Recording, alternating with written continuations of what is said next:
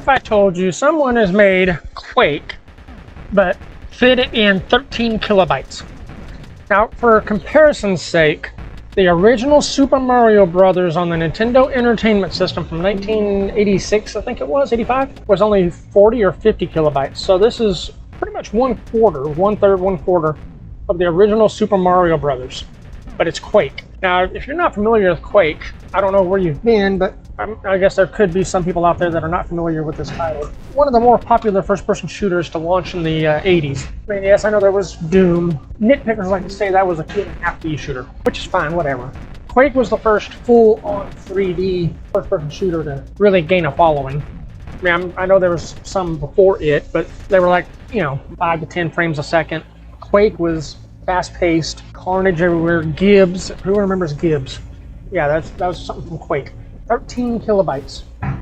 If you took a screenshot on your phone right now, it'd be bigger than 13 kilobytes. It'd be several hundred kilobytes, if not megs. What we have here, though, is pretty much the essence of Quake. The enemies are there. The graphics are very similar to what basic Quake looked like without graphics acceleration. Yeah, this Quake was the game that really brought in the 3D acceleration. That really pushed people to spend $300-400 in 95, 96 to buy a 3D accelerator for their, $1,500-2,000 computer. PC gaming was not cheap. You think it's expensive now? Go back, look at the prices back then, just for inflation, and then just add in the fact that companies today, stores raise the prices just because they can.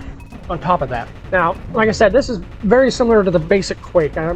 Me and my friends called it vanilla Quake. We have two friends that had 3D accelerators, and the friend that had the Voodoo card, well, he was the one, we went and played at his house.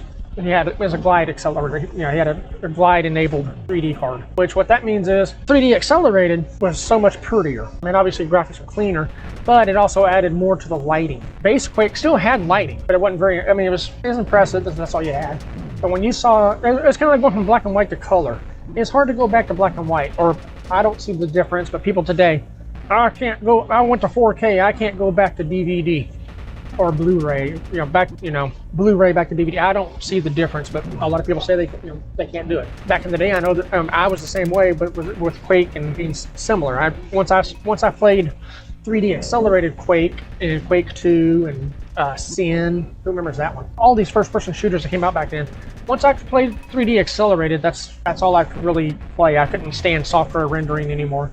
Oh, don't get me started on the direct 3D versus freaking glide. Oh, that was a nightmare. The Demake of Quake is closer to the 3D accelerated version as far as the lighting goes, but it's probably actually a little less quality, graphical quality versus the vanilla Quake graphically. When you lob a grenade into a room and it explodes, it lights up the area with several different colors of lights. Well, software Quake, it might light up one light. Demake Quake, it lights up like 3 or 4. So I mean, it's more dynamic, it's more impressive. And they did all of this in 13 kilobytes. I mean, go check it out. You can play it in your browser right now for free. I'll include a link to the original person that I found this from here on YouTube, and I'll also put a link in the description for the browser version. Let me know in the comments below. What do you think of this? Are you impressed? Is your jaw on the floor too?